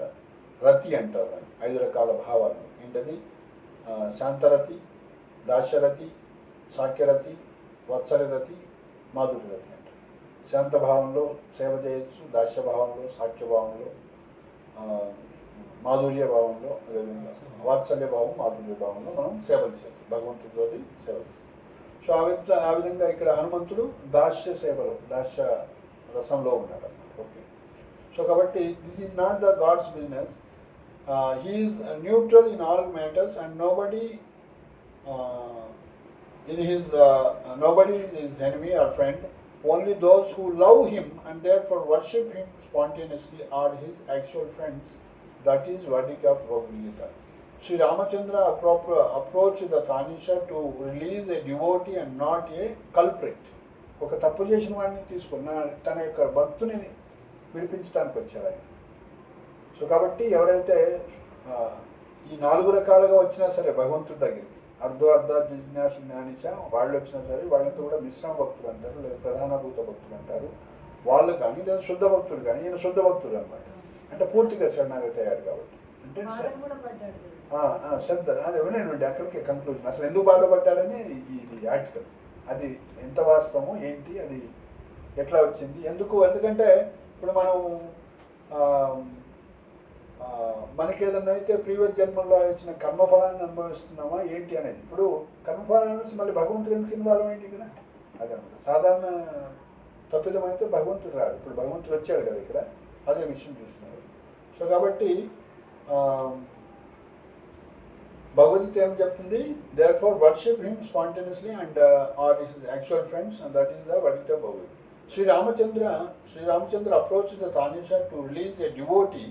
సో తన భక్తుని రక్షించుకోవడానికి వచ్చాడు, and not a culprit. God has nothing to do with the actions of an ordinary man. He is responsible for his own action, but in the case of a devotee, the whole thing has to be viewed from a different angle of result. ఉదాహరణకి మీ అబ్బాయి ఏదో చేసిండు, జైల్లో ఉన్నాడు, తండ్రి పోయి ఏం చేస్తాడు? ఫస్ట్ వాడిని బయటపడతాడు. నువ్వు ఏం చేసినావు, ఎక్కడ చేసినా అది వాస్తవం అవుతుందా, నిన్ను ఎవడన్నా తప్పు చేసి నీ మీద వేసిందా నిందా అని కాదు, ఫస్ట్ ఆయన రిలీజ్. సో రామచంద్రుడు ఏం చేశాడు? ఫస్ట్ బయటకు వచ్చి. ఓకే, చూద్దాం. యజ్ఞార్థాత్ కర్మణో అన్యత్ర లోకోయం కర్మబంధన తదర్థం కర్మ కౌంతేయ ముక్త సంగ సమాచార. యజ్ఞ means Vishnu. Anything done for and on behalf of Vishnu, the Supreme Being, is free from the law of karma and therefore not bound by the laws of physical nature. In this sloka of Bhagavad Gita, the Kaunteya is advised to do everything for him, God, which will make him absolutely free from physical infection. So కాబట్టి విష్ణు కోసం పనిచేస్తే, కృష్ణు కోసం పనిచేస్తే ఈ physical nature అంటే భౌతిక ప్రకృతి బంధించదు, లేకుంటే ఇంకేం చేయదు అనమాట. అసలు దానికి సంబంధమే లేదు. విష్ణు కోసం పనిచేస్తుంది. ఈ లోకంలో కూడా విష్ణు కోసం పనిచేస్తుంటే యజ్ఞార్థాత్ కర్మను అన్యత్ర లోకోయం కర్మ తదర్థం కర్మ కౌంతేయ ముక్త సంగ సమాచారం. ఏమన్నారు? therefore not bound by the laws of physical nature, being free from the laws of karma. Anything done for or on behalf of Vishnu, the Supreme Being, is free from the laws of karma. So అప్పుడు కర్మ అనేది లేదనమాట. అందులో అకర్మ అంటారు. కర్మ, వికర్మ, అకర్మ అని 3 ఉంటాయి. అకర్మ అంటే భగవంతుడి కింద ఉంటుంది, రియాక్షన్ ఏమి ఉండదు. Perfection of human life is standardized in the intensified loving service of God. That is the natural function of all living beings. The highest form of intensified love for God was exhibited by the damsels of Vraja, gopis, in their quest for amorous love of God, Sri Krishna. In that way of intense love for Sri Krishna, they appear to have broken the established moral course of family life, but they are held still in the highest estimation of all pure devotees. So ఇక్కడ అసలైన point తెచ్చారు. భక్తిలో ఉన్నతమైనది ఏంటంటే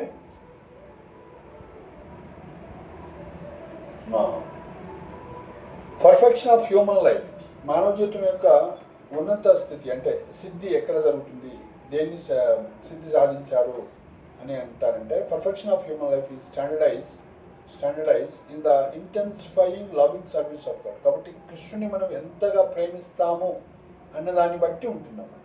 okay, so that is the natural function of all living being. So కాబట్టి మనం ఎంత కృష్ణుని ప్రేమిస్తున్నాం అనేదే మన జీవిత లక్ష్యం, సక్సెస్ అని చెప్పండి. The highest form of intensified love of God was exhibited by the Brajavasis. గోపికలు కృష్ణుడి కోసము చేసినటువంటి యాక్షన్ ఏదైతే ఉందో, వాళ్ళు ఏం చేశారు? In that way of intense love for Shri Krishna they appear to have broken the established moral course of family. ఏంటది మోరల్ కోర్స్ ఆఫ్ ఫ్యామిలీ ఏంటంటే, ఏ స్త్రీ అయినా సరే అర్ధరాత్రి పూట తన భర్తను వీళ్ళందరూ వదిలిపెట్టి వెళ్ళిపోతుందా? అది మోరల్ కోడ్ కాదు, అంటే సాధారణ విషయం. కానీ ఇక్కడేంటి, అది రాంగ్ అనిపిస్తుంది సమాజంలో. కానీ ఇక్కడ కృష్ణుడి కోసం వాళ్ళు ఈ భౌతికమైనటువంటి ఎలాంటి రూల్ని పట్టించుకోలేదు అనమాట. సో కాబట్టి family of they are held still in the highest. కాబట్టి గోపికలు చేసినటువంటి దాన్ని గొప్ప గొప్ప ఆచార్యులందరూ కూడా పొగుడుతున్నారు, అది మంచిది అని. సుఖదేవ గోస్వామి భాగవతంలో, చైతన్య మహాప్రభు సాక్షాత్, రూప గోస్వామి, సనాతన గోస్వామి ఆచార్యులు.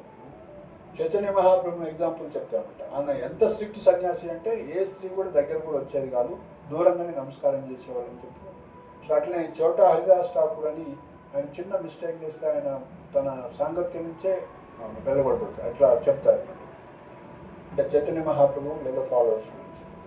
సో ఆ విధంగా సమాజంలో మరి వాళ్ళు మరి తప్పులు చేసిన వాళ్ళంతా శాస్త్రాలన్నీ ఆచార్యులందరూ ఎందుకు వాళ్ళు పొగుడుతున్నారు అంటే, వాళ్ళు ఏం తప్పు చేయలేదు, వాళ్ళు ఈ లోకంలో ఉన్నటువంటి రూల్స్ కిందకి రారు అని చెప్తున్నారు. శుద్ధ భక్తులు ఎవరైనా సరే అంటే వాళ్ళని బెస్ట్ ఎగ్జాంపుల్స్ అని చెప్తున్నారు. కాబట్టి Prahlad Maharaj caused to kill his own father, which is certainly improper in the eyes of the maintainers, but yet Prahlad Maharaj is counted as one of the 12 authorities in the science of devotion.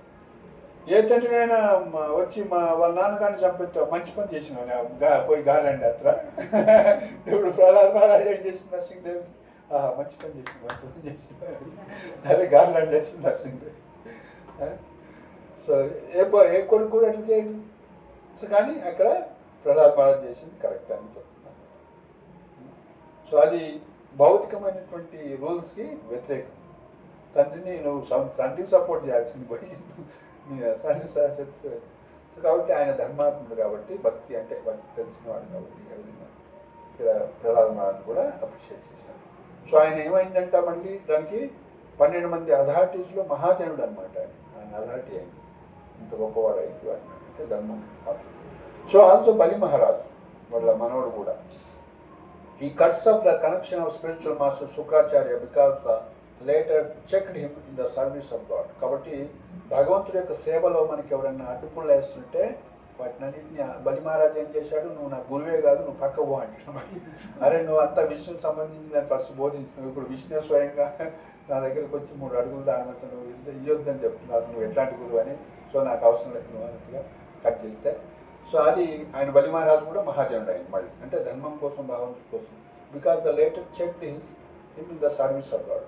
So కాబట్టి మనం కూడా ఇలాంటి భాగవతాన్ని చదివితే మనకు కూడా confidence వస్తుంది. ఎవరైనా అడ్డుపులు వేసారనుకో, రాజ్యం కానీ ఫ్యామిలీ మెంబర్స్ కానీ, వాటిని మనం పట్టించుకోవాల్సిన అవసరం లేదు. మనం ఏం చేయాల్సిన అవసరం లేదు, ఆటోమేటిక్గా అవన్నీ పక్కకపోతాయి. To disconnect the reaction to disconnect the relation of the spiritual master is an act of the sin in the eyes of the mundane, but Bali Maharaj is also one of the authorities.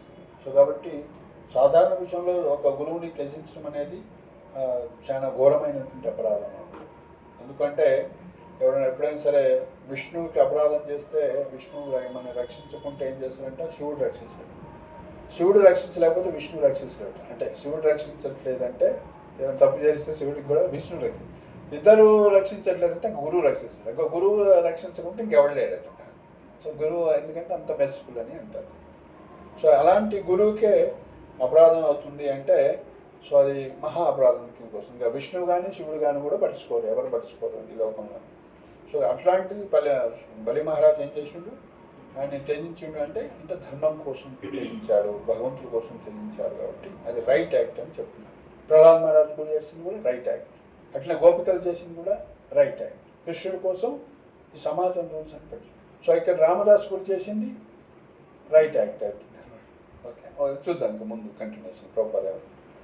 There are innumerable examples of such dealings of the personality Godhead with his devotees, and we have the instruction from those instructions from those incidents that everything done by a pure devotee for the satisfaction of Godhead is an act of devotional service which is properly recognized by the personality Godhead. So కాబట్టి భగవంతుడికి ఏం చేసిన ఉదాహరణకి Srirangam temple కట్టేటప్పుడు 12 మంది మహాజనులు ఒక ఆయన ఏం చేస్తారు, సో అంత దొంగల్ని పులికొల్పుతాడు, నువ్వు పోయి రాజ్యంలో అందరు మంచి వాళ్ళ దగ్గర మంచి డబ్బు సంపాదించుకొని తీసుకురండి అంటే, తర్వాత మీరు ఇంత షేర్ ఇస్తాను మీకు కూడా అంటే, వాళ్ళందరినీ పడవలో నడుపుతూ వాళ్ళని నీళ్ళలో తోసేస్తారు. ఇదంతా కూడా దేవుడికి ఇక చాలు మీరు ఆల్రెడీ దొంగలు మీ కర్మ పడింది ఆచార్యుడు అట్లా విన్నాను నేను, అది క్లారిటీ సంథింగ్ ఏదో. సో అట్లా the ఇంపర్సనలిస్ట్ hovering in the speculative plane of the mind cannot understand all these, and as they do not believe in the person of a God, so also they cannot conceive of his absolute power. So కాబట్టి ఇట్లాంటివన్నీ అర్థం చేసుకోవాలంటే భక్తుడై ఉండాలి, భక్తుడు మాత్రం అర్థం చేసుకోగలుగుతాడు. ఎవరైతే మాయావాదులు ఉంటారో, ముఖ్యంగా నిరాకారవాదులు అసలు భగవంతుడి యొక్క రూపాన్ని నమ్మరు. సో అలాంటి వాళ్ళు ఈ యొక్క భగవంతుడి యొక్క పరమశక్తి గురించి అర్థం చేసుకోలేరు అంటారు. Even a neophyte devotee who may be used to so many nefarious acts by long practice is also esteemed as a sadhu in the language of a Bhagavad Gita. ఏంటి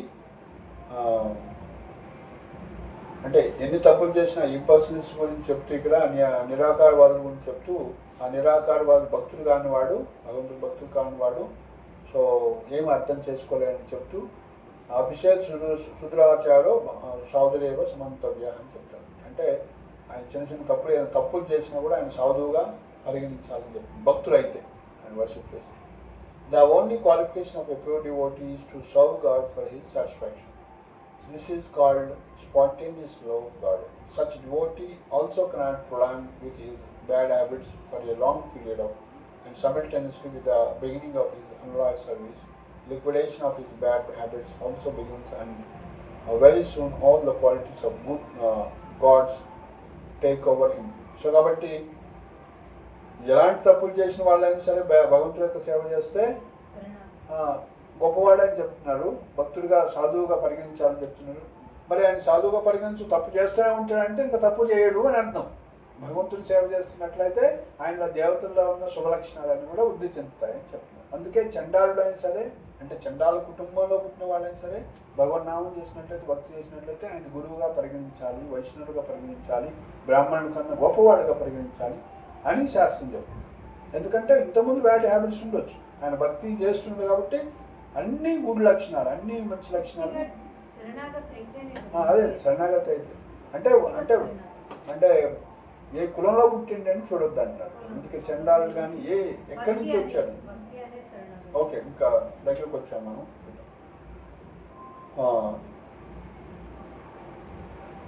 యత్కరోషి యదశ్నాతి యజ్జుహోషి దదాసి యత్తపశ్యతి కౌంతేయ తత్కురుష్వ మదత్వం. సో కాబట్టి భగవంతుడు ఏం చెప్తున్నారు, అసలు ఏం చేసినా ఎవరి కోసం చేయమంటారు, నా కోసం అన్నారు. సో ఆ విధంగా చెప్తూ, a pure devotee is therefore not bound up by the laws of physical world. He is completely free to serve the Supreme Personality of God without any care to mundane moral principles. But a devotee never violates any moral codes for his own self-gratification.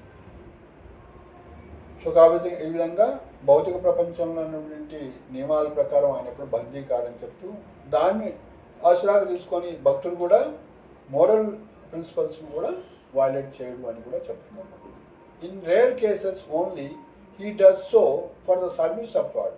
అది కూడా భగవంతుడి యొక్క సేవ కోసం తప్పని పరిస్థితుల్లో అలాంటి moral code ఏదో కాన్ఫ్లిక్ట్ వచ్చినప్పుడు దాన్ని వైలేట్ చేయాల్సిన పరిస్థితుల్లో వైలేట్ చేస్తుంది. And in doing so is not at all bound by the man-made laws.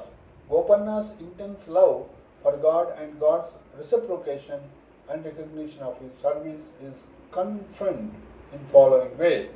Ye yadamam prapadyante tam tadeva bhajamiham. సజ్జన తోషిని అనే పత్రికలో ఆగస్ట్ 1955లో ప్రభుపాదులు వారు ఇచ్చారు సజ్జన తోషిని అని. 55లో 55 అంటే ఎన్ని సంవత్సరాలు? ఒక 45 ఒక 25 ఎన్ని సంవత్సరాలు? 70 సంవత్సరాల కింద ప్రభుపాద వారు రాసినటువంటిది అనమాట. Reference about Bhadrachalam, practical problems of Gopanna's devotion and ethical problems అన్నమాట. సో ఇదన్నమాట సజ్జన సూచన పత్రికలో ఇవన్నీ కూడా ఇచ్చినాయి. మన భద్రాచలం ఎంత గొప్పదో ఇప్పుడు తెలుస్తుంది అనమాట ప్రభుపాద. సో ఫార్చునేట్గా మనకి ఇస్కాన్ ఇంకా రాలేదు, రావాలి ఇక.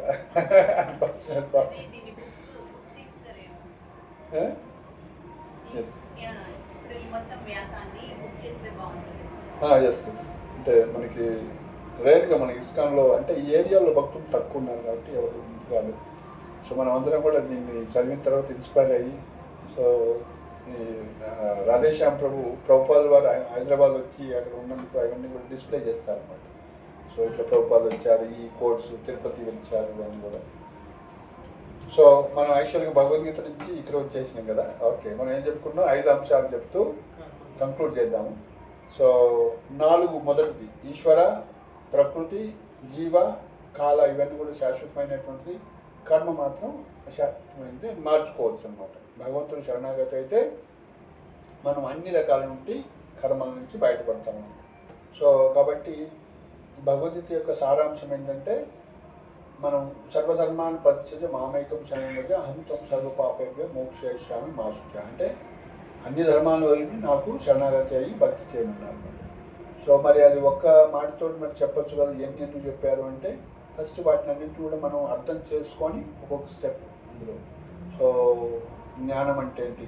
సో ముఖ్యంగా ఆ విధంగా భగవద్గీతలో అర్జునుడు యుద్ధం చేయమన్నప్పుడు మొదట్లో ఏంటి స్వామి ఇట్లా మా గురువును చంపమంటున్నావు, మా తాతను చంపమంటున్నావు, వీళ్ళంతా నా బంధువులు మా అన్నలు, వీళ్ళని చంపమంటున్నావు, నువ్వేమన్నా మీ గురువుని ఎప్పుడైనా చంపినవా, మీ పెద్దల్ని ఏమన్నా ఇట్లా చేసినవా అని అడుగుతాడు. అంటే అర్జునుడు అలా విధంగా చెప్పినప్పుడు మీ రాజ్యాన్ని అంతా తినేసారు, తీసేసుకున్నారు, వీళ్ళు ఇట్లా అంత అన్యాయం చేసిందని. సో కాబట్టి కృష్ణుడు ఇట్లా చెప్పినట్టు అర్జునుడు ఏమంటాడు? సో దీనికన్నా కూడా మన అర్థశాస్త్రం కన్నా ధర్మశాస్త్రం గొప్పది, ఇది ధర్మం, ఇది పెద్దల్ని మనం చేయకూడదు, గురువుని చంపకూడదు, ఎంత చేసినా సరే తప్పు చేసినా కానీ మనం గురువుని చంపకూడదు, నువ్వేమైనా చేసిన అట్లా అని అడుగుతాడు. సో కాబట్టి అప్పుడు ఏం చేస్తాడు భగవంతుడు? ధర్మశాస్త్రం కన్నా గొప్పది ఏంటిది? జ్ఞానశాస్త్రం, జ్ఞానాన్ని బోధిస్తాడు 2వ అధ్యాయంలో. ఆత్మతత్వం ఏంటి, ఈ యొక్క భౌతిక పదార్థాలు ఏంటి అని చెప్తాడు. సో తర్వాత జ్ఞానశాస్త్రం కన్నా గొప్పది భక్తి శాస్త్రం అన్నమాట. సో కాబట్టి ఆ భక్తులు ఏం చెప్తున్నారు? కృష్ణుని ఫాలో కావటం, కృష్ణుని శరణాగతి కావటం అన్ని ఉత్తమమైందని చెప్తున్నారు. ఏ విధంగా అయితే అందులో కూడా ముఖ్యంగా ఈ ఆర్టికల్లో మనం చూసినట్లు సో కృష్ణుడి కోసం ఏదైనా చేయవచ్చు, ఈ మోరల్ కోడ్స్ ఇవన్నీ కూడా అక్కడ అప్లై కావు అని చెప్తున్నాను. సో ఈ లోకంలో ఇవన్నీ కూడా మోరల్. సో కాబట్టి అల్టిమేట్గా సాధారణంగా మనం పాటిస్తాము, కానీ అది భగవంతుడు ప్రీత్యర్థమైనట్లయితే అది అవసరమైతే దాన్ని కూడా మనం వైలేట్ చేస్తాం. అవసరం లేదు, అది ఇంపార్టెంట్ కాదని చెప్పి. సో ఏ విధంగా గోపికలు, ప్రహ్లాద్ మహారాజు. సో ఇంకోటి 3వది చెప్పారు బలి మహారాజు తన గురువుని త్యజించారు. అంటే భగవంతుడి కోసం ఏదైనా చేయాలని పెట్టుకున్నారు. సో కాబట్టి మనం కూడా ఇట్లాంటి ఇన్స్పిరేషన్ తీసుకొని సో ఈ విధంగా భాగవతంలో స్టోరీస్ వస్తాయి కాబట్టి శరణాగతి కావాలన్నమాట. రోజు తిలకం పెట్టుకోవాలి, 16 జపం చేయాలి, తర్వాత ఎవరు అడ్డం వస్తే హరే కృష్ణ పక్క కొట్టే అలా మనం ముందుకు పోవాలి. సో కాబట్టి సింపుల్ మైండెడ్ పర్సన్ ఇది ఒక్కటి చాలు అంతే. మనం సాధారణ వ్యక్తికి ఇంకెక్కువ అవసరం లేదు. 16 జపం చేయాలి. నామం అంటే కృష్ణుడే. హరే కృష్ణ కృష్ణ కృష్ణ హరే హరే, హరే రామ రామ రామ హరే. పద్మపురాణం చెప్పారన్నమాట. నామ చింతామణి కృష్ణ చైతన్య రస విగ్రహ నిత్యముక్త పూర్ణ శుద్ధో అభిన్నత్వ నామ. వచ్చిన శ్లోకం మీకు పద్మపురాణంలో ఏం చెప్పారంటే ఈ యొక్క నామము చింతామణి లాంటిది అన్నమాట. ఏది కోరుకుంటే అది ఇస్తుంది. చింతామణి అంటే ఏంటో తెలుసా? ఒక పాసలు పత్తరు అంటారు, వజ్రం లాంటిది. దేన్ని తీసుకొని తగిలించినా బంగారం కావాలంటే బంగారం అవుతుంది. సో ఆధ్యాత్మిక లోకంలో గోలోకంలో చింతామణులు, కల్పవృక్షాలు, కామధేనువులు అన్నీ ఉంటారు. టచ్ స్టోన్ అంటారు ఇంగ్లీష్. సో కాబట్టి నామచింతామణి నామచింతామణి కృష్ణ చైతన్య రస విగ్రహ. అది చైతన్యం కలిగినటువంటిది, అది జస్ట్ ఒక వస్తువు కాదు. అది ఏది కోరుకుంటే అది ఇస్తుంది అనమాట. అది లివింగ్ నేమ్ అని మనకి గవర్నర్ ప్రభు కొన్ని వేశారు, ఒక స్టోరీస్, కొన్ని సీరీస్ ఆఫ్ క్లాసెస్. ఇది లివింగ్ నేమ్ అన్నమాట. సో ద్రౌపది భగవంతుని తెలిసింది, అది లివింగ్ నేమ్. ఇంతమంది గురువులు, ఇంతమంది పెద్దలుండి ఎవరు రక్షించలేని వాళ్ళు, ఆ యొక్క శారీ వచ్చి రక్షిస్తా ఉంది. ఎవరికి అర్థం కావట్లా ఈ నుంచి వస్తుందో, ఈ శక్తి ఏంటిది, అసలు ఎవరు చేస్తున్నారో సహాయం కూడా అర్థం కాదు. సో విశ్వాసంతో మనం ఈ నామం చేసినట్లయితే, సో అట్లనే గజేంద్రుడు, సో ఒక పువ్వు తీసుకొని ఫస్ట్ ట్రై చేసింది తన శక్తి మేరకు 1000 సంవత్సరాలు పోరాడి, ఇగో నా వైఫ్స్ అంతే ఇన్ని ఏనుగులు ఉన్నాయి కదా రక్షిస్తాయని, ఎవరు రాలే. సో కాబట్టి పూర్వజన్మలో గుర్తొచ్చి అమ్మ గుర్తొచ్చింది, దెబ్బ తగిలితే ఇమీడియట్గా అమ్మ అన్నట్టు, అయ్యో కృష్ణుడు గుర్తొచ్చి పూర్వజన్మలో ఆయన యాక్చువల్గా ఇంద్రుడు మహారాజు అన్నమాట. సో ఆయన గుర్తు చేసుకొని అయ్యో అనేసి ఒక శ్లోకం గుర్తు చేసుకొని ఆ యొక్క భగవంతుని స్తుతిస్తే భగవంతుడు ఉన్నతలంగా వచ్చేసి రక్షిస్తారు. సో కాబట్టి గజేంద్ర మోక్షంలో, సో కాబట్టి ఇలా భగవంతుడి యొక్క నామం ఏంటంటే నామచింతామణి కృష్ణ చైతన్య రస విగ్రహ. అది చైతన్యంతో కూడుకున్నటువంటి, రసంతో కూడుకున్నటువంటి అందులో భావాలు ఉంటాయి. సో మనం ఏం చేయట్లేదని కాదన్నమాట. సో నిత్యముక్త, పూర్ణ శుద్ధో నిత్యముక్త అంటే ఈ లోకంలో దేన్నైనా పొల్యూట్ చేయొచ్చు కానీ నామం ఎప్పుడు పొల్యూట్ కాదనమాట. పూర్ణ శుద్ధో నిత్యముక్త, అది ఎప్పుడు నిత్యం త్రిగుణాలతో కూడా ఆవరించబడుతుంది నామం. సో అభిన్నత్వాత్ నామనామని, సో నామము అదేవిధంగా నామం కలిగిన వ్యక్తి అభిన్నుడు అన్నమాట. సో కాబట్టి సో మనం ఇంత విశ్వాసం నుంచి ప్రభుపాద వాళ్ళు ఏమన్నారు, అమెరికా వెళ్ళి మీరందరూ కూడా 64 మాలలు జపం చేయమన్నారు. సో 64 మాలలు ఎవరు ముందుకు అని కూడా లేదు. సో కాబట్టి 32 చేయమన్నారు, అప్పుడు కూడా ఎవరు ముందుకు రాదు. కానీ ఏమన్నారు ప్రభుపాద చివరికి, కనీసం 16, కనీసం 16 చేసిన నేను గొలకపోతాను కదా, కనీసం అంత. ఇదంతా ఇంకా మన డీలింగ్ స్టార్ట్ అవుతుంది, నువ్వు కనీసం చేయకుండా అసలు. సో కాబట్టి 16 మాలలు జపం చేయటం తర్వాత, సో ఉత్తరం నేను 16 మాలలు జపం చేస్తే గోలోకం పోతానంటే కాదు, 16 మాలలు జపం చేసి నువ్వు 64 చేయలేవు కాబట్టి, 192 హరిదాస్ ఠాకూర్ లాగా చేయలేవు కాబట్టి నీకేం చేశాను, వచ్చేసి ఇంకా నగర సంకీర్తన వెళ్ళు అని చెప్పారు. వాళ్ళ శిష్యులకి సర్వీస్ ఇచ్చారు, 12 గంటలు 2 గంటలు జపం చేయాలి, మిగతా టైంలో రోజు మృదంగా కర్తాలు తీసుకొని స్ట్రీట్లంతా కూడా ఈ భగవద్గీత భాగవతం పంచాలి, భగవద్ దర్శనాలు పంచాలి చేయాలి. అప్పుడు సో ప్యూర్ డివోటీ, శుద్ధ భక్తులు అనమాట. ఓన్లీ 16 మాలలు నేను జపం చేశాను గోలోకం పోతాను వైకుంఠం నో, అట్లా కాదు. అంటే ప్యూర్ డివోటీ కిందకి వస్తే శుద్ధ భక్తులు కావాలంటే సో మిశ్ర భక్తులు కాకుండా సో ఈ ఫుల్ టైంగా చేయాలన్నమాట. సో కాబట్టి ఎవరైతే 64 మాలలు చేస్తారో వాళ్ళు శుద్ధ భక్తులు అని చెప్పవచ్చు. కానీ 64 మీరు చేయలేకపోతున్నారు కాబట్టి 16 కనీసం 16 చేసి ముందుకెళ్ళండి అన్నారు. సో కాబట్టి మనం ఏంటి, రోజుకి 8 గంటలు నామం చేయాలి. 8 గంటలు పడుతుంది 64 మాలలు. సో అంత చేయట్లేదు కాబట్టి 12 మనకి 2 గంటలే సర్వీస్ ఇచ్చారు. కానీ భారతీయుల్లో చేస్తే చేసేవాళ్ళు ఉన్నారు, చేయొచ్చు అన్నమాట. కనీసం కొన్ని పెంచుకోవాలి, నామాన్ని పెంచాలంటే. సో ఎవరైతే సీనియర్ అవుతూ ఉంటారో భక్తిలో వాళ్ళు మాలను కొంచెం పెంచుకోవాలి. ఎందుకంటే మనం చూస్తుంటాం వాళ్ళు ఎదుగుతున్న కొద్దీ నామాన్ని పెంచుకుంటే, లేకపోతే డివోషన్ సర్వీస్ని పెంచుకుంటున్నారు. డివోషన్ సర్వీస్ పెంచడం విగ్రహారాధన కావచ్చు, ప్రవచనాలు కావచ్చు, వాటి సారాంశమే నామం.